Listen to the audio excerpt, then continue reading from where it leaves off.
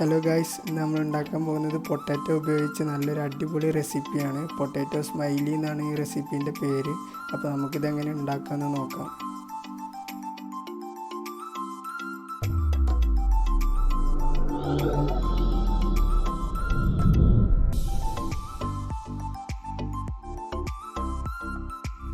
ആദ്യമായിട്ട് ഇതിന് വേണ്ടത് വേവിച്ച പൊട്ടാറ്റോസാണ്, നിങ്ങൾക്ക് ആവശ്യമുള്ള അത്രയും.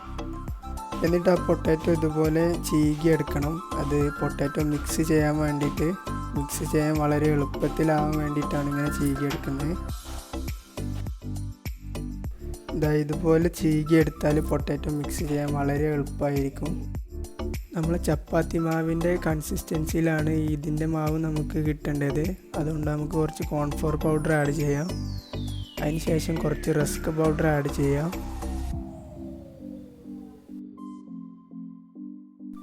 പിന്നെ ആവശ്യത്തിനുള്ള ഉപ്പ്, അതുപോലെ ആവശ്യത്തിനുള്ള മുളക് പൊടിയൊക്കെ നല്ല ലൈറ്റായിട്ട് ഇട്ടാൽ മതി.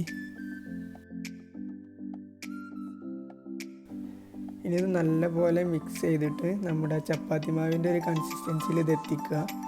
നമ്മുടെ പൊട്ടാറ്റോൻ്റെ എല്ലാ പീസുകളും നല്ല ഉടച്ച് നല്ല അടിപൊളിയായിട്ട് മിക്സ് ചെയ്യണം.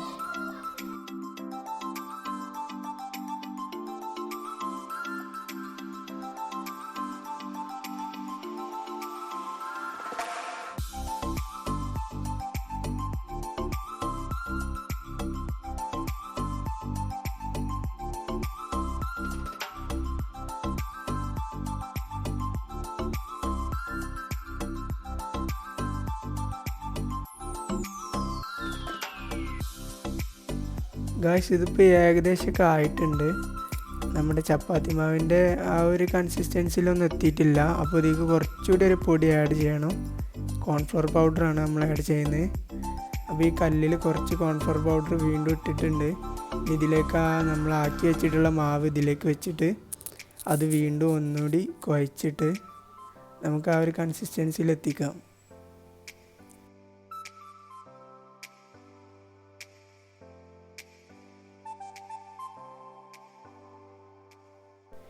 ഓക്കെ, ഇപ്പോൾ ഏകദേശമൊക്കെ ആയിട്ടുണ്ട്. ഇനി ഇത് നല്ല പോലെ പരത്തി വെക്കണം.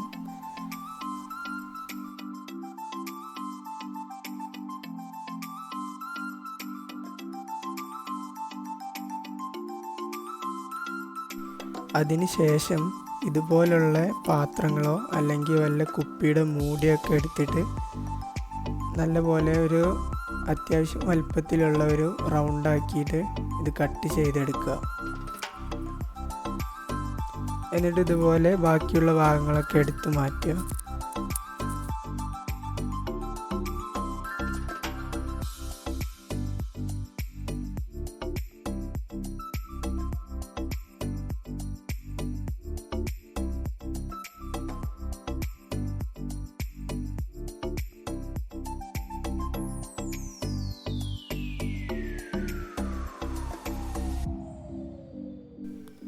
പിന്നെ നമ്മൾ എന്തെങ്കിലും ചെറിയ മൂടിയോ അല്ലെങ്കിൽ സ്ട്രോ ഒക്കെ ഉപയോഗിച്ചിട്ട് ഇതുപോലെ നമ്മുടെ സ്മൈലിക്കുള്ള കണ്ണുണ്ടാക്കി കൊടുക്കാം.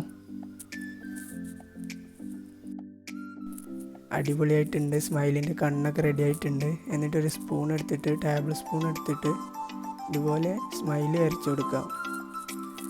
ഇപ്പോൾ അടിപൊളി ഒരു സ്മൈലികൾ നമുക്ക് കിട്ടിയിട്ടുണ്ട്. കുറേ സ്മൈലികളുണ്ട്. ഇനി ഇത് എണ്ണ ചൂടായതിനു ശേഷം ചട്ടിയിലിട്ട് പൊരിച്ചെടുത്താൽ സോസും കൂട്ടി കഴിക്കാൻ അടിപൊളി ടേസ്റ്റാണ്. നോ രക്ഷ. ഇതിൻ്റെ ഒരു ഭംഗി എന്താണെന്ന് വെച്ചാൽ ഇത് പൊരിച്ചെടുക്കുമ്പോൾ ഇതിൻ്റെ സ്മൈലൊക്കെ നല്ല വിടർന്ന് വരും. കാണാൻ തന്നെ നല്ല അടിപൊളിയാണ്. തിന്നാനൊന്നും തോന്നില്ല കണ്ടാൽ. അപ്പോൾ ഗായ്സ്, വീഡിയോ ഇഷ്ടമായാൽ ലൈക്ക് ചെയ്യാൻ മറക്കരുത്. ഞങ്ങളെ ചാനൽ സബ്സ്ക്രൈബ് ചെയ്യാത്ത ആരെങ്കിലും ഉണ്ടെങ്കിൽ ഇപ്പോൾ തന്നെ സബ്സ്ക്രൈബ് ചെയ്യുക, ബെല്ലൈക്കൺ അമർത്തുക. എല്ലാവരും ഇത് ട്രൈ ചെയ്ത് നോക്കുക. അടുത്ത ദിവസം നല്ലൊരു വീഡിയോ ആയിട്ട് വീണ്ടും കാണാം.